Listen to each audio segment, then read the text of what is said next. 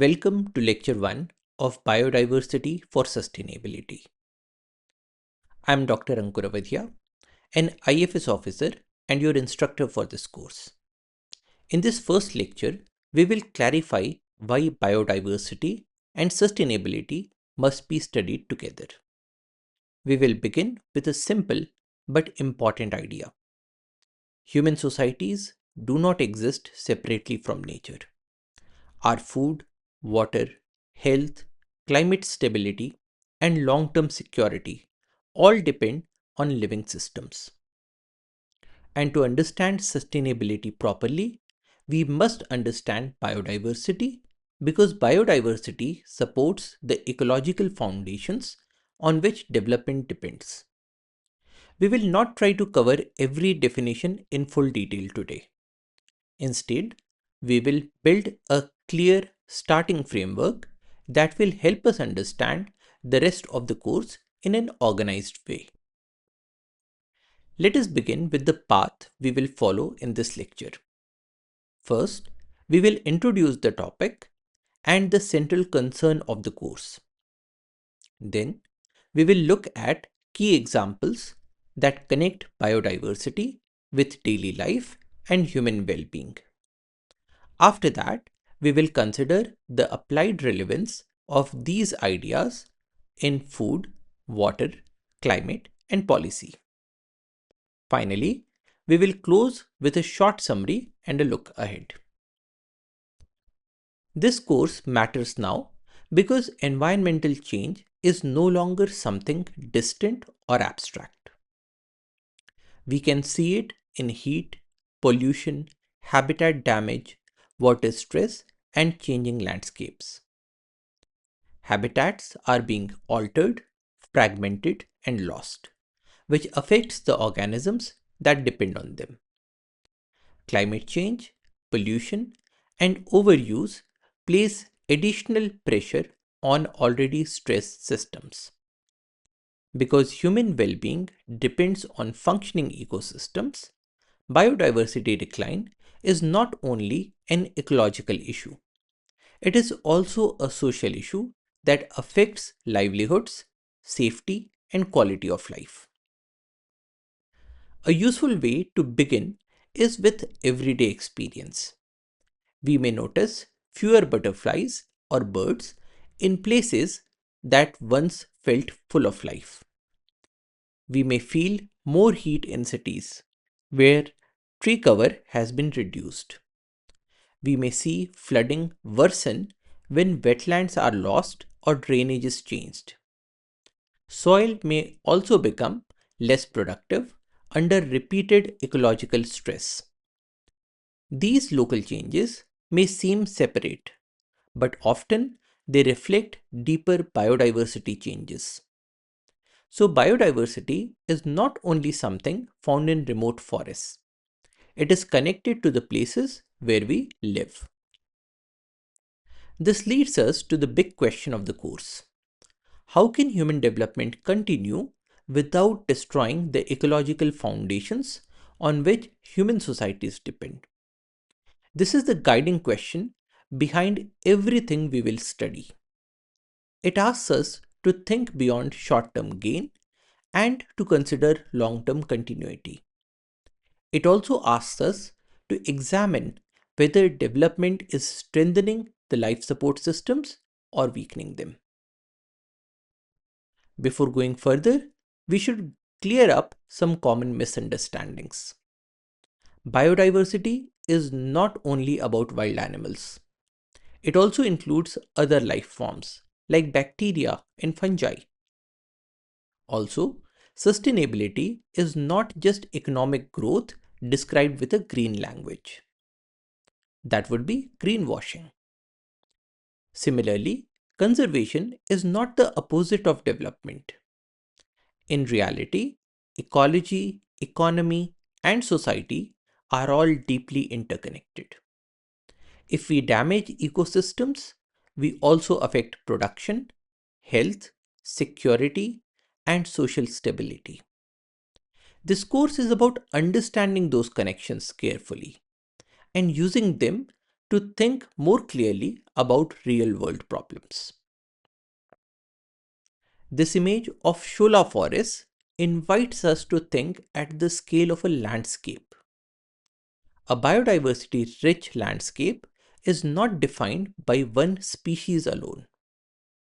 It includes variation in vegetation, habitat structure, ecological niches, and relationships among living organisms.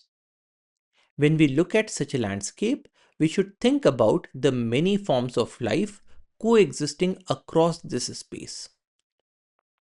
That larger view will be important throughout this course because biodiversity is not limited to individual organisms. It is also about systems. Now we can ask a basic question. What do we mean by biodiversity? In simple terms, biodiversity means the variety of life. That variety of life appears in many forms and at many levels of organization. It includes not only living organisms but also their ecological relationships. So, biodiversity is about difference, interaction, and organization all together. In later lectures, we will define it more fully. But for now, we should remember that biodiversity is broader and deeper than a simple count of animals or plants. Building on that idea, biodiversity includes plants, microorganisms, fungi, and genetic variation within any species. It also includes ecosystems and ecological interactions. This is important because public discussion often narrows biodiversity to large visible animals. But microbes help drive nutrient cycles, fungi support decomposition and symbiosis, plants shape habitats and energy flow, and genetic variation supports adaptation.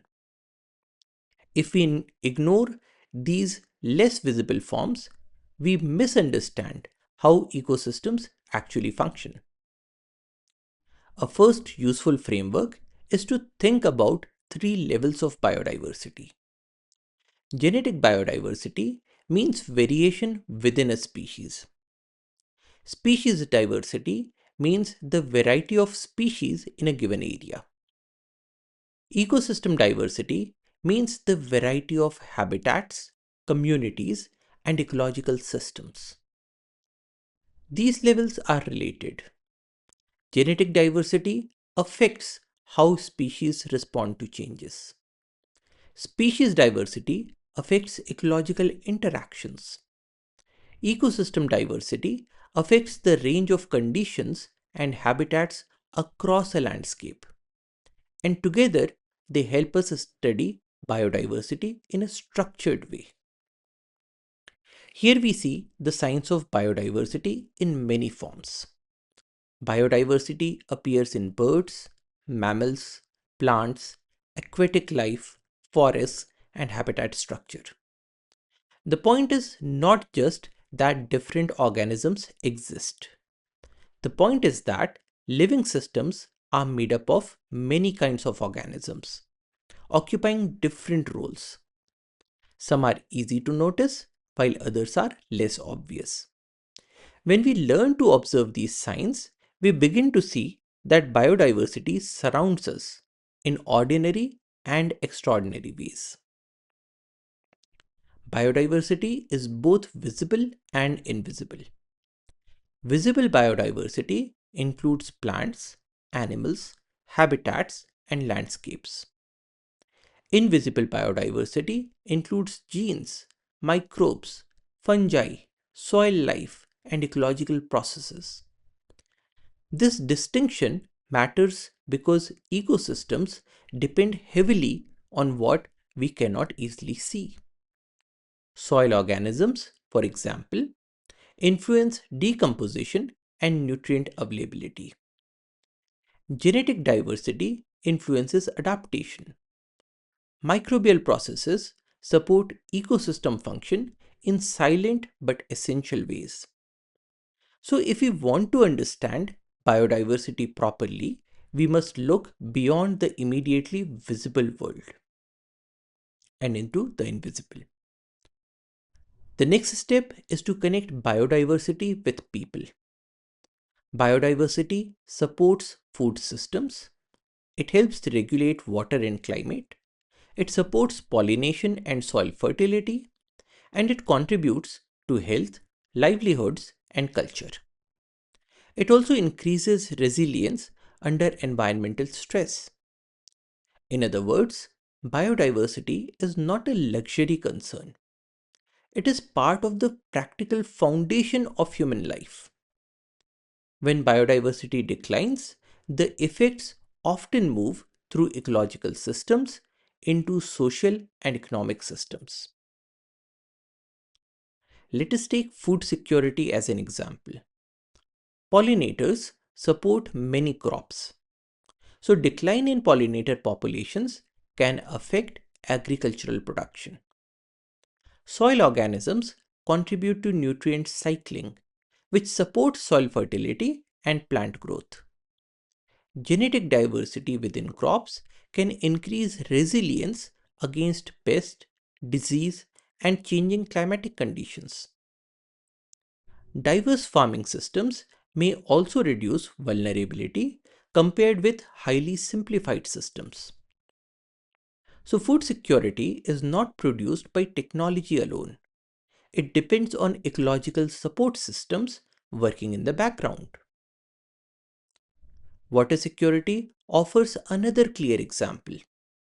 Wetlands can store and filter water, while forests influence infiltration, runoff, and water flow across landscapes.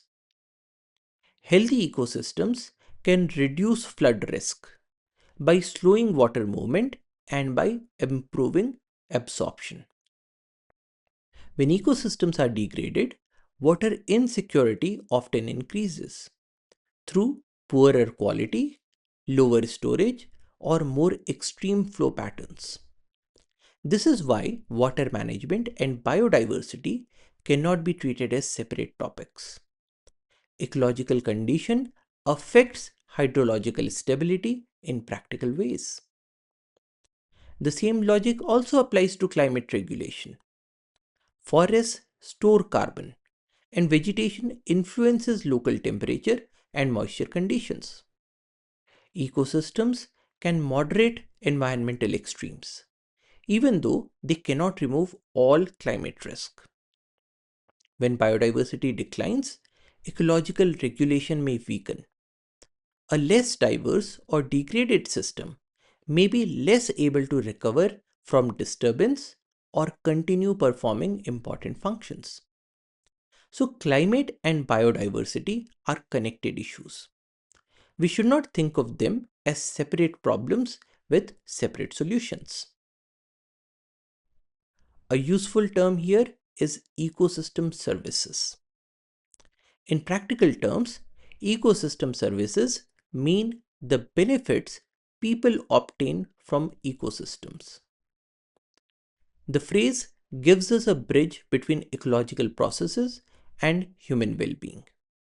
It reminds us that ecosystems are not passive background scenery.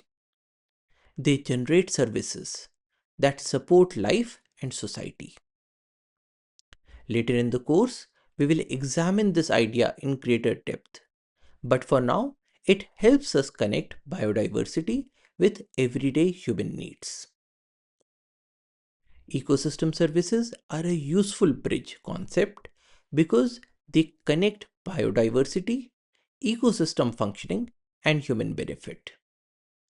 Biodiversity supports ecosystem functioning.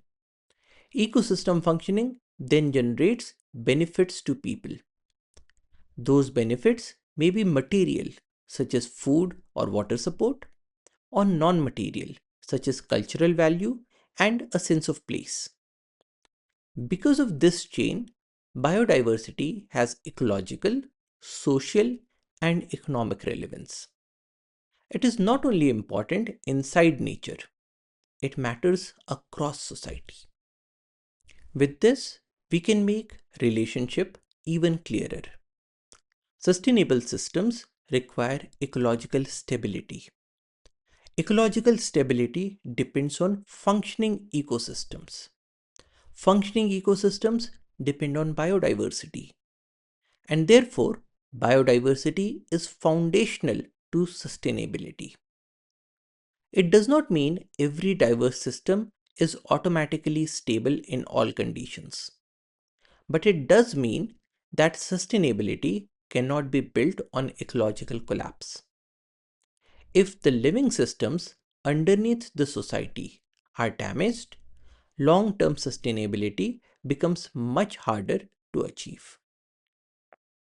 Seen another way, biodiversity influences ecosystem functioning. Ecosystem functioning influences ecosystem services, and ecosystem services influence livelihoods, health, and security. So, human well being depends, at least partly, on biodiversity. This chain of influence is one of the central ideas of this course. It helps us understand why biodiversity belongs in discussions of development, planning, and management. It is not only a topic for natural science, it is also a topic for public decision making. Another important idea is resilience, the ability to come back after a disturbance, the ability to spring back.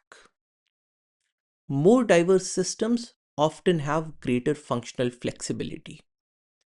Different organisms may respond differently to stress, disturbance, or environmental change. And because of that, diversity can reduce total system vulnerability. If one component is weakened, another may still support a function. If one predator is gone, another predator might take its place. Resilience, the ability to spring back after a disturbance, is not guaranteed by diversity alone, but diversity often strengthens it. This is why biodiversity is closely linked not just with productivity but also with recovery and persistence over time. This becomes clearer when we compare simplified and diverse systems. A highly simplified system, like an agricultural field, may appear efficient in the short term. It may be easier to manage for one output, but it can also become vulnerable to pests, shocks, and changing conditions. A more diverse system, like a forest, may have greater buffering capacity because its functions are distributed across multiple components. This does not mean every simple system is bad and every diverse system is ideal. We are not saying that. But it does mean that sustainability requires us to think about long term system behavior, not only the immediate output. The contrast on this slide helps us see that difference. On one side, we have a more complex ecological setting with a layered structure and multiple interacting elements. On the other side, we see a much more uniform, managed landscape. The comparison is not meant to say that all human managed systems are wrong. Rather, it shows that simplification can reduce ecological complexity. When ecological complexity is reduced too far, important functions and relationships may also be reduced. This second contrast extends the same idea. A more intact and varied natural setting from Andamans is placed besides a heavily extracted monocultured landscape, largely devoid of wildlife from Finland. The visual difference helps us think about what happens when ecological structure is transformed mainly for short term resource use. Simplification and extraction may provide immediate benefits, but they can also weaken regeneration, habitat continuity, and long-term resilience. That is the tension sustainability asks us to examine. At this point, let us introduce sustainability more directly. Sustainability is about continuity across time. It asks whether present needs can be met responsibly. It also asks whether future possibilities are being protected. So, sustainability always involves time, responsibility, and limits. It includes environmental, social, and economic dimensions, which means we cannot reduce it to only one kind of outcome. A widely used definition of sustainable development says that development should meet present needs without compromising the ability of future generations to meet their own needs. Two words in this definition deserve special attention: needs and limits. We must care about present human needs, especially where deprivation exists. But we must also recognize that ecological and social limits shape what can continue over time. Sustainable development, therefore, asks for balance, responsibility, and foresight. Why should we care about all this? We should care because it connects science with society. It is relevant to policy, planning, and management. It matters for agriculture, health, and livelihoods. It prepares us to evaluate real sustainability challenges rather than discussing them in vague terms. When we understand biodiversity and sustainability together, we become better able to judge whether a system is truly viable over the long term. A common framework describes the three pillars of sustainability: environmental sustainability, social sustainability, and economic sustainability. These pillars are interconnected. Environmental damage can undermine livelihoods and economic activity. Social inequality can make environmental management less effective and less just. Economic systems can either support or weaken long term ecological stability. So, the pillars should not be treated as isolated boxes. They work best when understood as mutually dependent. It is important to remember that sustainability is not the same as economic growth. Growth can occur alongside ecological degradation. Growth alone does not guarantee fairness, resilience, or long term security. In fact, unsustainable growth can damage the very systems on which future growth depends. Sustainability asks deeper questions. What kind of growth is occurring? Who benefits from it? What ecological costs are being hidden? And can the system continue without breaking down? At the same time, sustainability is not anti development. It does not reject development. Instead, it asks for development within ecological and social limits. It supports long term human well being and seeks continuity, equity, and resilience. So, the goal is not to stop change or deny human aspiration. The goal is to make better choices. Sustainability requires wiser development, not the absence of development. We should now identify some major threats to biodiversity that arise from unsustainable patterns of production and consumption. These include habitat loss and fragmentation, invasive species and ecological disruption, pollution, human overpopulation, and overexploitation of biological resources. Each of these can weaken ecological systems in different ways. Across the course, we will examine these threats more carefully. For now, the key point is that biodiversity loss is strongly linked to human activity and the way systems are organized.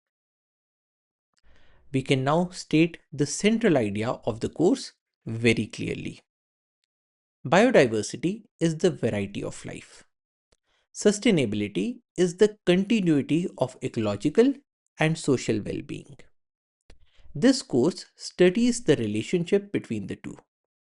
Our main concern is how to sustain life-supporting systems while meeting human needs.